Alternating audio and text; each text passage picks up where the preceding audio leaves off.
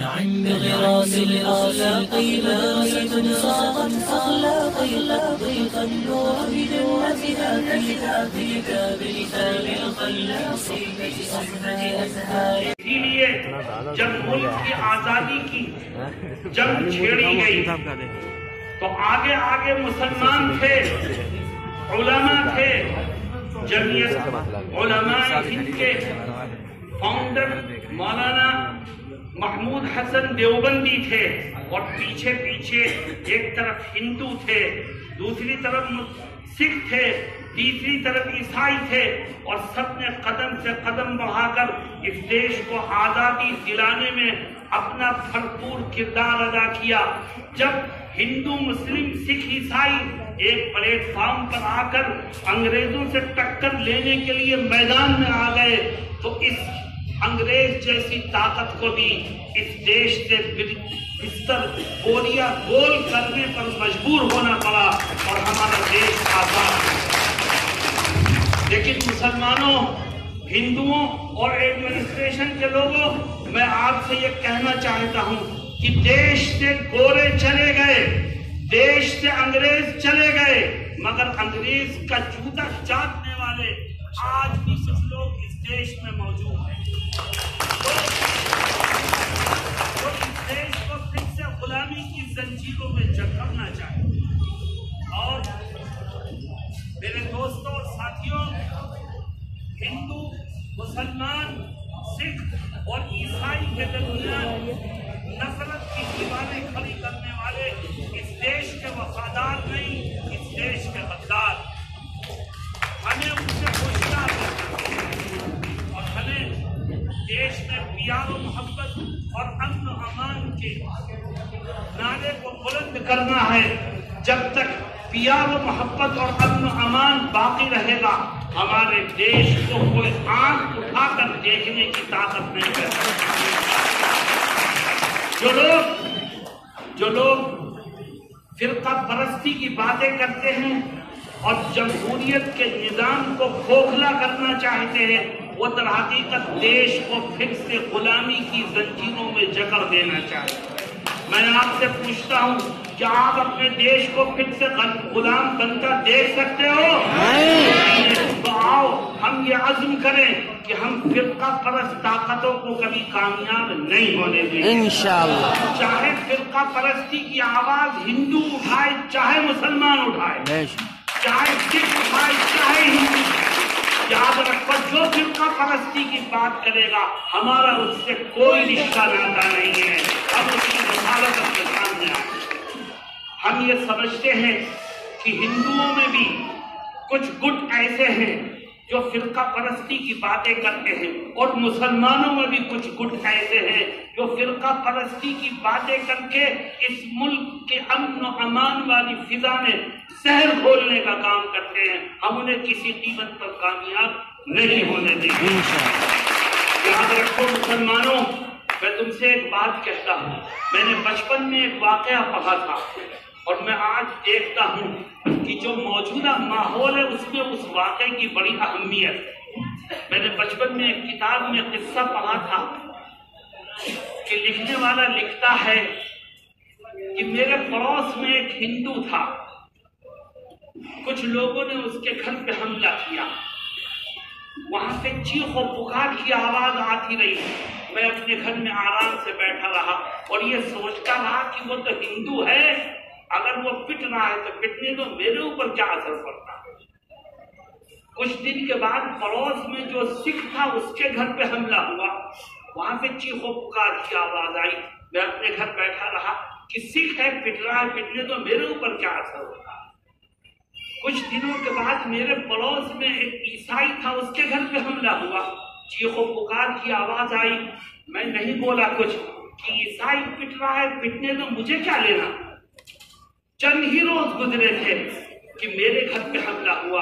اب میں چیخا اور چلایا تو پتہ چلا میرے آس پاس کوئی بچا ہی نہیں، اس لیے کوئی میری مدد کو آیا۔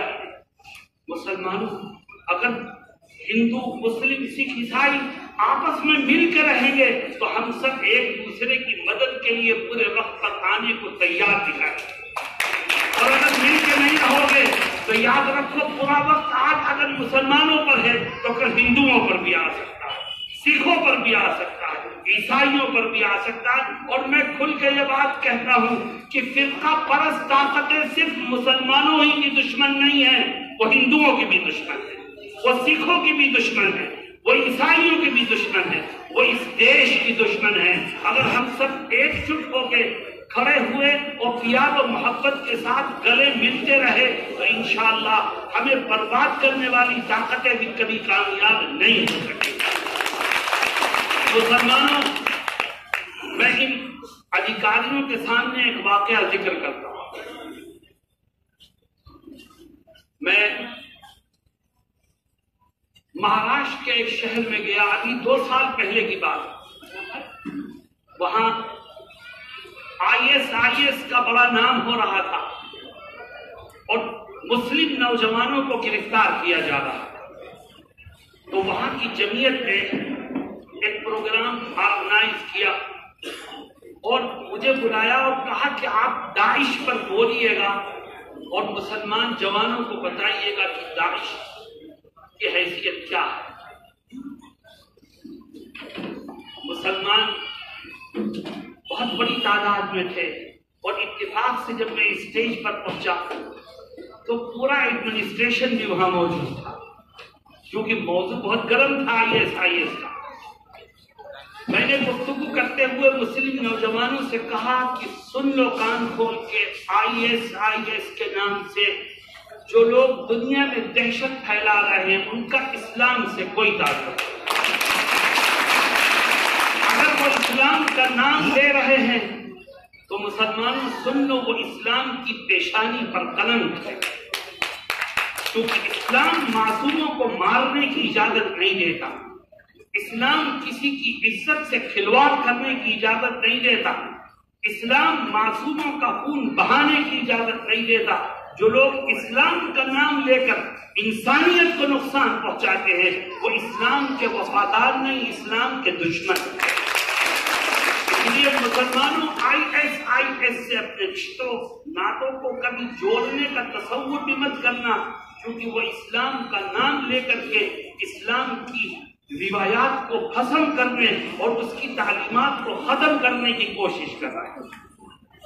میں نے دوسری بات کہی کہ میں مسلم نوجوانوں سے اپنی بات کہنے کے بعد اسٹیج پر بیٹھے ہوئے ادھیکاریوں سے بھی ایک بات کہنا چاہتا ہوں۔ وہ سارے ادھیکاری جمع تھے۔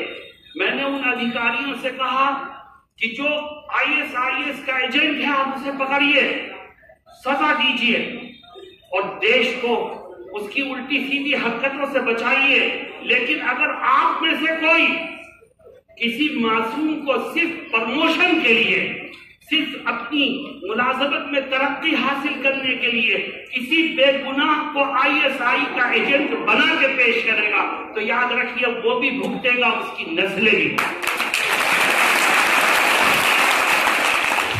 خدا دیکھ رہا ہے، ظلم ظلم ہے، ظلم ہے، بڑھتا ہے تو مٹ جاتا ہے، خون خون ہے، گرتا ہے تو جم جاتا ہے۔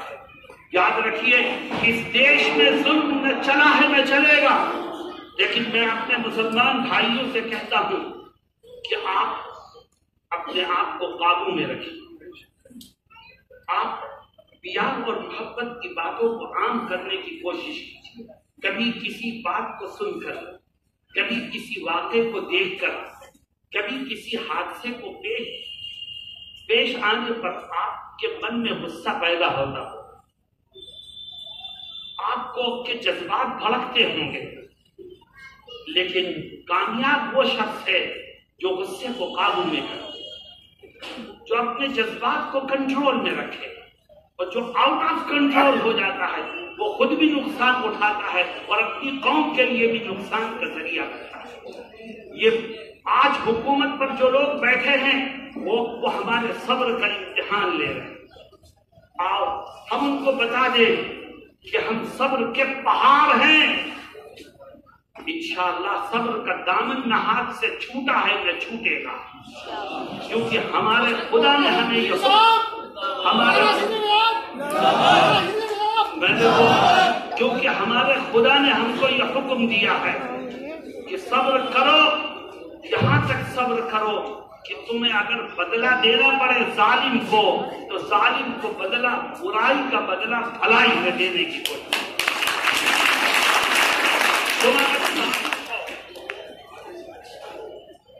تم اگر ظالم کو برائی کا بدلہ بھلائی سے دو گے تو یاد رکھو آج جو تمہارا جانی دشمن بنا ہوا ہے کل وہ تمہارا جگری دوست بن جائے گا۔ یہ میں نہیں کہتا، یہ ہمارا اور آپ کا خدا کہتا ہے، اور وہ خدا دلوں کا مالک ہے۔ ہم اس کی بات مان کر کے چلے گئے تو وہ دلوں سے نفرتوں کو نکال کر پیار کو پیدا کرے گا۔ میرے دوستو، آج میں ایک بات کہنا چاہتا ہوں، حکومت پر بیٹھے ہوئے کچھ لوگ مندر و مسجد کے جھگڑے کو ہوا دینا چاہتے ہیں۔ حکومت کا کام نہ مندر بنانے کا ہے نہ مسجد بنانے کا ہے۔ میں اقتدار پر بیٹھے ہوئے لوگوں سے کہتا ہوں تم مندر مسجد کے جھگڑے میں نہ پڑو، ہندو مندر بنائیں گے، مسلمان مسجد بنائے گا۔ تمہارا کام تو دیش میں امن و امان کو پیدا کرنا ہے۔ ہمیں نہ مسجد چاہیے نہ مندر چاہیے، ہمیں امن چاہیے، ہمیں پیار چاہیے، ہمیں محبت چاہیے۔ آپ کا جو کام ہے وہ کیجئے، ہمارا جو کام ہے وہ ہم خود کر لیں گے۔ میرے دوستوں اور ساتھیوں، ہندو اور مسلمانوں کے درمیان نفرت کو پھیلانے والے لوگ وہ بھی ہیں جو دیش ویرودھی کا الزام لگا کے مسلم نوجوانوں کو گرفتار کر کے دیش کی پرامن فضا کو خراب کرنے کی کوشش کر رہے ہیں۔ جمعیت علماء کہتی ہے کہ جن جوانوں پر دہشت گردی کا الزام لگایا گیا ہے، ہندوستان کی آج تک کی تاریخ گواہ ہے اس بات کی کہ ان میں سے کچھ ہائی کورٹ سے بری ہو کے آ گئے، کچھ سپریم کورٹ سے بری ہو کے آ گئے۔ مجرم کہاں ہے؟ جن کو تم نے مجرم بنایا تھا وہ بری ہو گئے۔ اس کا مطلب یہ ہے مجرم وہ ہیں جن کو تم نے اپنے پردے کے پیچھے چھپا رکھا۔ جب تک آپ مجرموں کو نہیں پکڑو گے، ہم نہیں کہتے ہندو مسلمان، ہم کہتے ہیں صحیح مجرم کو پکڑو تو دیش کے حالات سدھر جائیں گے۔ اور اگر تمہارے آنکھوں پر لگا ہوا آئینس ہندو مسلم کا فرق کرے گا تو تم دیش کو امن و امان کا گہوارہ بنانے میں کبھی کامیاب نہیں۔ اس دیش کو بربادی کی طرف جو لے جا رہا ہے وہ مجرم ہے، چاہے وہ ہندو ہو چاہے مسلمان۔ کیا مطلب ہے کہ دہشت گرد مسلمان ہی دکھتا ہے، ہندو کیوں نہیں دکھتا؟ یاد رکھو ہندوؤں میں بھی ہیں، مسلمانوں میں بھی ہیں، میں کہتا ہوں اور قوموں میں بھی ہو سکتے ہیں۔ جب تک ایڈمنسٹریشن بالکل ہندو مسلم مذہب سے اوپر اٹھ کر کے ایمانداری اور انصاف کے ساتھ کام نہیں کرے گا، دیش میں امن و امان پیدا نہیں ہوگا، دیش کی نفرتیں ختم نہیں ہوگی، دیش میں پیار و محبت قائم نہیں ہوگا۔ اس لیے میں پبلک سے بھی کہتا ہوں کہ آپ کی ذمہ داری ہے، آپ اس بات کا عہد کر کے جائیں کہ ہم ملک کا قانون کبھی اپنے ہاتھ میں نہیں لیں گے۔ آپ اس بات کا عہد کر کے جائیں کہ ہم قانون کو کبھی توڑیں گے نہیں، کبھی سول نافرمانی نہیں کریں گے۔ اور میں ایڈمنسٹریشن کے لوگوں سے بھی درخواست کرتا ہوں کہ آپ بھی اس کا عہد کریں کہ عدل و انصاف اور ایمانداری کے دامن کو کبھی نہیں چھوڑیں گے۔ جب ہم سب مل کر کے اس طرح کام کریں گے تو دیش میں خود بخود امن و امان قائم ہوگا اور پیار و محبت کی فضا عام ہوگی۔ میری دعا ہے کہ رب ذوالجلال اس دیش کو ترقی کی راہ پر گامزن کرے، یہاں رہنے والے لوگوں کے درمیان الفت اور پیار و محبت کو پیدا کرے اور یہاں سے نفرتوں کو ختم کر دے۔ وآخر دعوانا ان الحمد للہ رب العالمین۔ نعم بغراس الأخلاق باسة صاغت أخلاقي طريق النور بجنتها في كتاب لسان الخلاق أحمد أزهار